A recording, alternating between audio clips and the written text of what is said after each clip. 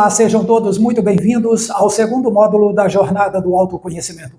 Hoje vamos abordar as relações interpessoais, que, por sinal, é o tema geral do segundo módulo desta jornada.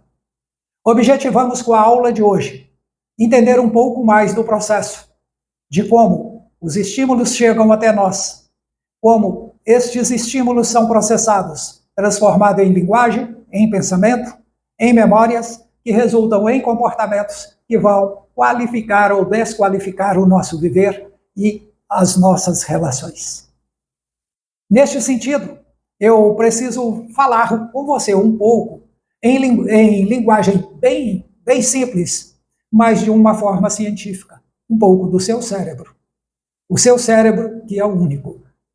E este cérebro, observado a partir de 3 dimensões, que influenciam diretamente na qualidade e em nossas interações diárias. Neste sentido, eu preciso descer um pouco mais profundo em cada uma dessas dimensões. Na primeira dimensão, eu quero falar do universo da natureza humana. Por sinal, eu vou falar para vocês de 3 universos existentes dentro da mente de qualquer pessoa. Gil, mas não é contraditório? O universo é um só. Sim, cada universo pode ser considerado um só. Só que, no cérebro humano, entendemos por universo aquilo que é natural de todo ser humano, e como humano eu também tenho, que você tem, que todos temos.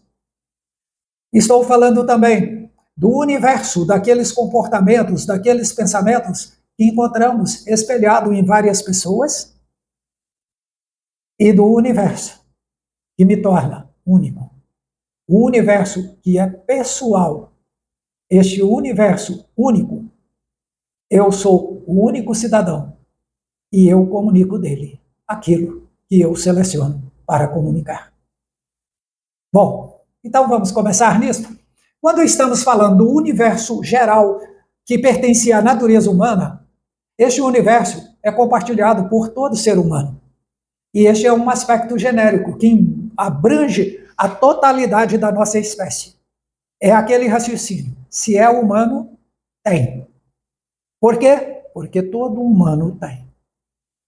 Ele representa as características básicas. Em todo ser humano, há um coração batendo, há uma mente pensando, há um sistema sanguíneo circulando, há um sistema digestivo fazendo toda a química digestiva e nutricional do nosso corpo, e há também um sistema respiratório que fortalece e que mantém a qualidade do sistema sanguíneo e a oxigenação do corpo e do cérebro.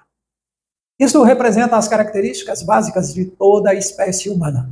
Gil, mas também o macaco tem um coração batendo, tem um sistema digestivo digerindo, tem um sistema sanguíneo circulando. Entretanto, não tem as características do ser humano. Há uma similaridade, mas não uma igualdade. Mas, Gil, neste caso, você está dizendo que isso existe em todo ser humano? Existe, com pequenas alterações. É por isso que existe pressão alta, é por isso que existe pessoa ressecada, é por isso que existe pessoas com muito sono, pessoas com pouco sono.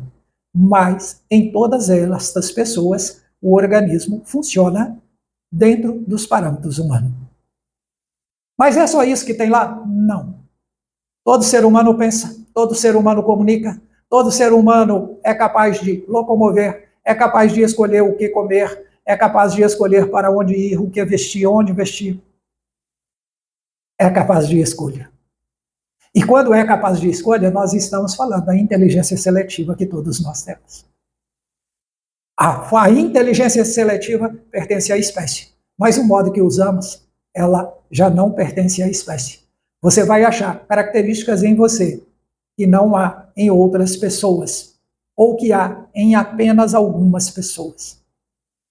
Dito isso, eu preciso falar da segunda parte, da segunda dimensão existencial que há no nosso cérebro. E essa dimensão é a dimensão onde encontramos as relações. O relacionamento interpessoal. Por quê? Porque dentro desta dimensão nós encontramos semelhanças e dessemelhanças. Nós encontramos pontos comuns usados por mim e por outras pessoas. Encontramos pontos em que somos totalmente diferentes. Porém, sou diferente de um nesse aspecto, mas nesse mesmo aspecto eu sou igual a uma outra pessoa. É claro que hoje o DNA, a partir do momento que se decodificou o DNA, estas semelhanças e estas igualdades estão muito mais aprofundadas, estão muito mais assertivas, estão muito mais capazes de gerar para nós diferenças que antes não eram percebidas. Neste ponto, nós temos o quê? Nós temos aqueles encontros onde nós vemos no outro espelhados comportamentos, pensamentos semelhantes ao nosso. Só que quando eu vejo isto, eu vejo também que há a parte da diferença. Num relacionamento entre pessoas adultas e maturas emocionalmente, nós somaremos com nossas semelhanças, mas nos distinguiremos pelas nossas diferenças. Mas cuidado, aqueles que não têm maturidade pessoal, principalmente aqueles que têm memórias acumuladas de abandono, de rejeição, de desvalidação, essas pessoas tendem a, ao encontrar uma pessoa, realçar só as semelhanças e aceitar as distinções como sendo também semelhanças. E ao fazer isto, eu digo sim à pessoa do outro e digo não à minha própria identidade. Nessa hora, o relacionamento desequilibra. Um, de livre, ele passa a ser submisso. O outro, de livre, passa a ser dominador. E olha que isso vicia, porque há a bondade, as benesses aparentes, há o prazer imediato de estar no comando da relação. E há o prazer aparente daquele que não confia em si, se sentir validado porque está se parecendo com quem ele não é. Está se passando por quem ele não é. Aqui eu reforço a insegurança, eu reforço a autodesvalidação, eu reforço o complexo de inferioridade, eu reforço a tristeza camuflada de falsa alegria, eu legitimo a hipocrisia, a mentira, o contar histórias para ficar parecido com o outro. Do outro lado, o outro, gozando do poder, sente a necessidade de se impor, de mostrar arrogância e de dizer que é o bambambam do pedaço e que domina aquela relação. Ou seja, um relacionamento, por causa de alguém despreparado, simplesmente desequilibrou o relacionamento para os dois lados. Agora, qual é a diferença quando isso acontece e que tem um lado preparado? Esse lado preparado entende a situação, avalia, usa do diálogo, de boas perguntas para reequilibrar. E quando isto não é possível, a pessoa sai da relação, porque ela sabe que aquela emoção é da outra pessoa e que aquela emoção ela não deve botar na sua sacola do contágio social. Então, esta é a vantagem.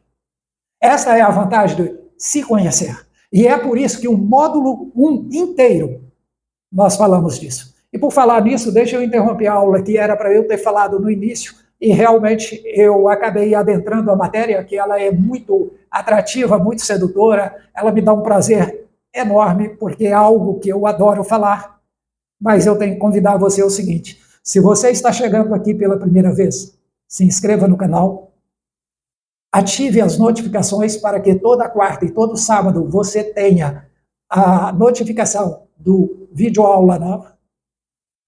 E quero pedir também que dê o seu like para que o YouTube distribua a gente para mais pessoas, mostre o meu canal para mais pessoas. Além disso, eu preciso também, se você gostou e se você acha que eu mereço a sua colaboração, divulgue o canal. O canal é novo, está apenas começando, está completando exatamente um mês. E eu quero ver esta criança grande e você participando comigo, de modo que eu possa contribuir com você. Se você não me conhece, eu sou Gil Barbosa, eu sou professor, eu sou filósofo, eu sou coach, eu sou gestor de perfil comportamental, terapeuta, escritor, palestrante. Pode convidar, viu, para eu ir até a sua empresa, eu teria o prazer de ir lá fazer uma palestra para você. Ou então ao grupo da sua igreja, ao seu colégio, tá bem? Por favor, faça o contato que a gente vai discutir isso. E eu quero pedir para você, que está chegando agora, que tenha sempre caneta e papel na mão. Eu tenho dito que as ideias nossas são grandes insights. E por quê? Porque ideias boas todo mundo tem. Acontece que são poucas as pessoas que convidam as ideias que têm a ficar consigo. Por causa disso, a ideia bate, volta, vai embora. E ela perde a oportunidade de desenvolver uma nova ideia, de crescer em algum aspecto e ainda contribuir com seus semelhantes pelas ideias que tem. Então, por favor, caneta e papel na mão. E toda aula, ao final, sempre tem uma dicasinha de exercício comportamental, que vai ajudar você a expandir a consciência e, ao mesmo tempo, ter habilidades para se controlar nos desafios emocionais que a vida, com certeza, proporciona a todos nós. Tá bom? Então, nessa dimensão secundária ou intermediária, como eu estou chamando, ao reconhecimento mútuo de valores, de princípios, de modos de comportamento, há valores de etnia, de cultura.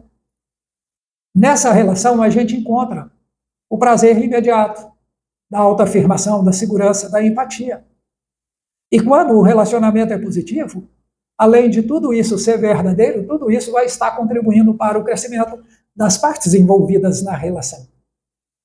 Porém, quando é desequilibrada, como eu mostrei anteriormente, vai gerar realmente problemas existenciais, emocionais, comportamentais e muitas vezes pode chegar a travar e a paralisar pessoas que têm alto potencial. Bom, o que acontece? O que acontece é que a mesma situação encontrada em minha mente e na sua, ela vai variar de intensidade. Vai variar para mais ou para menos. Então, toda vez que eu encontro alguém numa semelhança e componho com ela uma convivência, eu vou estar apenas aumentando o espaço daquele comportamento, daquela validade.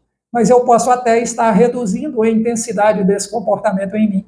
Por quê? Porque, de repente, eu tenho esse comportamento lá em cima e o outro tem um pouquinho menos. Isso chama-se contágio social. É essa variação de intensidade. E isto se dá também. Tem pessoas que são mais receptivas, tem outras que são menos. Então, o impacto, a intensidade do impacto não depende só de um lado, depende exatamente dos dois ou mais lados da relação. As fragilidades emocionais são elementos que permitem que, dentro de uma relação, haja submissão, haja autonegação de uma das partes. E isso resulta na desconexão, no distanciamento dessa parte da sua identidade. Além de causar o efeito rebote, que pode tornar a outra parte uma narcisista, um narcisista, que vai querer tirar tudo desta pessoa, mesmo que não perceba. Aí nós já estamos falando de pessoas parasitas e de pessoas hospedeiras.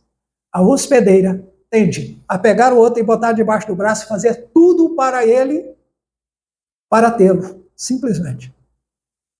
Por outro lado, o parasita adora ficar debaixo do braço, sem fazer força nenhuma, mas só sugando. Então, isto são elementos da problemática que torna os relacionamentos humanos objeto de ciência e que merecem ser estudados, porque a coisa que mais acontece é de encontrar idosos reclamando de si mesmo pelos erros que cometeu pelas decisões ruins que tomou ao longo da vida. No relacionamento ruim, é muito comum se ouvir aquela queixa: ah, fulano fez isso comigo, fulano não me deixa fazer isso.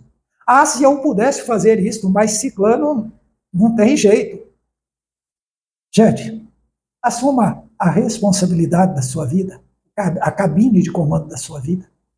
Ninguém tem poder algum sobre você, exceto a quem você concede esse poder. E a prova disso, para os espiritualizados, está em Isaías, capítulo 20, versículo 7, onde ele diz: tu me seduziste, Senhor, e eu me deixei seduzir. Só desta forma é que alguém tem poder sobre nós. E olha, quem tinha o poder sobre, não é Isaías, gente, é Jeremias. Sobre Jeremias, era Deus. Até Deus respeita o seu não. Por isso, respeite o seu não. Quando o fazer te trazer um estrago menor, diga não a este fazer. Porque esse fazer não vai contribuir com o seu projeto de vida. Diz o fundador da Apple, que eu sempre esqueço o nome, o fundador da Apple, ele dizia que uma das formas de demonstrar maior sabedoria e capacidade de se manter produtivo é dizer não a boas propostas que não estão em sintonia com o seu projeto de vida. Steve Jobs, é preciso parar e pensar um pouco. Ele diz isso. Então, isso significa que todo poder que alguém tem, ou que alguém reivindica de você, é porque você deu este poder, ou então você fez a pessoa entender de que ela tinha esse poder sobre você. Bom, o que mais, depois disso, eu tenho que dizer para você da terceira e última situação, que é o quê? Aquilo que é só seu, que é o seu universo único. E esse universo único, ele é só seu, mas você admite e seleciona pessoas e elementos para você interagir. E quando você abre as portas deste compartimento para acolher alguém, alguém está entrando em contato com a sua unicidade. Deste encontro, com certeza, sairá alguém mudado, alguém transformado. Porque neste tipo de encontro, e também nos encontros intermediários positivos, sempre se encontra uma peça do quebra-cabeça que está faltando na minha evolução de mentalidade. Para se ter uma memória próspera, é preciso que tenhamos o desconforto de aceitar o desafio, de ir até o estranho, de selecionar o que do estranho serve e linka com o meu projeto de vida. Neste sentido, quando eu visito o universo único de uma pessoa, eu estou adentrando aquilo que só aquela pessoa pode me dar, porque só ela tem. Quando eu deixo que alguém entre nesse universo exclusivamente meu, eu estou permitindo que essa pessoa acesse aquilo que me torna único. Entretanto, é preciso ter a noção da coisa mais agredida neste momento de mundo virtual, que é a intimidade. Este reduto ainda é a intimidade de cada um. Você seleciona o que você põe para dentro e o que você põe para fora deste universo. E quando você deixa alguém penetrar nesta área sua e determinar o que deve acontecer, você se torna refém do seu ambiente. Você se torna refém da sua pessoa. Você perde a cidadania emocional matura. Por isso, pense bem, olha o tamanho da responsabilidade aí. Relacionar é uma coisa que só faz sentido se for para o crescimento de ambas as partes. Um relacionamento de verdade, após cada encontro, as duas partes têm necessariamente que sair mudadas para melhor. E num relacionamento negativo, o que é ruim é isso. Você entra com 1 metro e sai com meio. Por quê? Porque você sempre, no relacionamento negativo, você sempre vai sair dele menor do que você entrou. Exceto o dia que você dá o basta e rompe. Neste momento você cresce. Você reconquista a liberdade e o poder de escolher crescer. Você adquire o direito de resselecionar para que lado conduzir a sua vida. E é o reduto aonde só você pode dirigir a sua vida intencionalmente na direção de você mesmo em sua melhor versão. Olha, quanta coisa tem para se tratar neste sentido.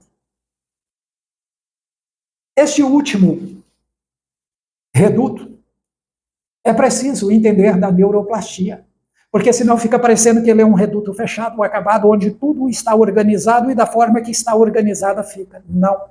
A neuroplastia torna a mente humana um processo dinâmico, plástico, moldável e capaz de se harmonizar com as diversas pessoas, com os diversos ambientes com os quais nos contactamos no dia a dia. Quem gosta desta parte científica pode dar uma olhada no livro ou procurar a bibliografia de Doide, 2007, que vai fazer uma reflexão do fortalecimento dessas conexões para projetar mudanças positivas no comportamento e na percepção das pessoas. Além disso, tem também a teoria do Paul MacLean, o cérebro único triúnico. Esse cérebro que trabalha desde o sistema reptiliano até o neocórtex, associando o pensamento racional, tomadas de decisões e a melhor comunicação para se estabelecer os melhores relacionamentos. Tem também a empatia e o altruísmo. Neste caso, eu vou aconselhar para vocês que deem uma lida em Eu e Tu, do Martin Buber, ou então o livro do Emmanuel Levinas, que agora eu me esqueci o nome, mas se eu lembrar até o final eu falo para vocês, tá bom? Só jogar Filosofia do Altruísmo, Emmanuel Levinas, que você encontrará. Quero ainda aproveitar esses minutos finais para te prescrever alguns exercícios. Eu quero que você reserve alguns minutos para refletir sobre como andam os seus relacionamentos. Escolha as 5 pessoas com as quais você mais relaciona. Por que 5, Gil? Porque, segundo Jimmy Rohn, nós somos a soma das 5 pessoas com quem mais relacionamos. Então, olhe as 5 pessoas e avalie as características de relação que você tem com essas pessoas. Analise as contribuições que estas pessoas te dão. As contribuições são o quê? Experiências positivas. E analise o quanto custa este relacionamento, olhando os prejuízos que você já teve por ter esta relação. Faça isso praticando também a reflexão, permitindo-se pensar nos tipos de emoções que mais acontecem na sua mente. Você estará promovendo o fortalecimento do neocórtex, promovendo um melhor gerenciamento emocional.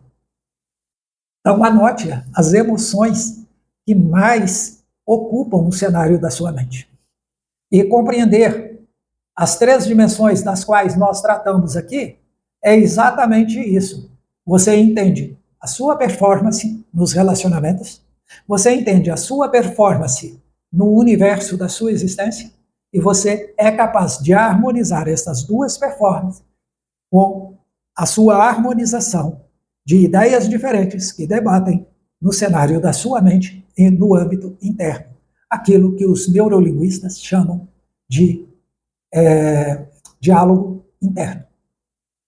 Então, espero que tenha contribuído com você para compreender essas dimensões da existência, estes processos cerebrais que influenciam as nossas interações e, essencialmente, tornar você despertado para a necessidade de se construir uma via para se ter e praticar e construir relacionamentos de alta performance.